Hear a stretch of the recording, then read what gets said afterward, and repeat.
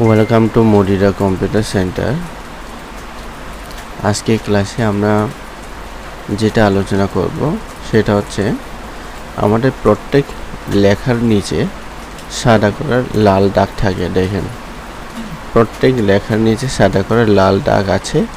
এই লাল দাগগুলো মোছার জন্য আমাদের কি করতে হবে, কোথায় গিয়ে এই লাল দাগগুলো ক্লিক করলে এক নিমেষে লাল দাগ আর থাকবে না, সেটা আমরা দেখাতে যাব।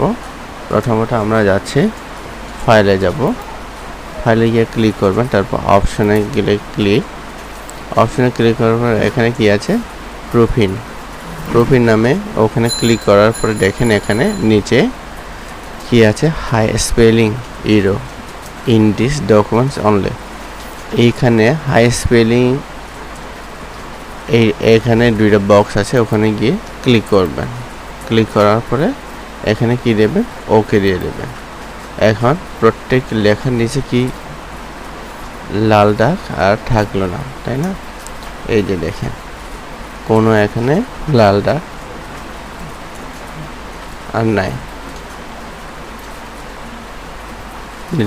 যদি পুনরায় আনতে চাই তাহলে আমরা কোথায় যেতে হবে, ফাইলে গিয়ে অপশনে গিয়ে ক্লিক, তারপর প্রুফিনে গিয়ে তারপর এখানে এই যে হাইড স্পেলিং, এই দাগগুলো যদি তুলে ফেললে আবার ওই লাল দাগগুলো আবার চলে আসবে। তুলে ফেললাম, আবার লাল দাগগুলো চলে আসছে, এই যে দেখেন।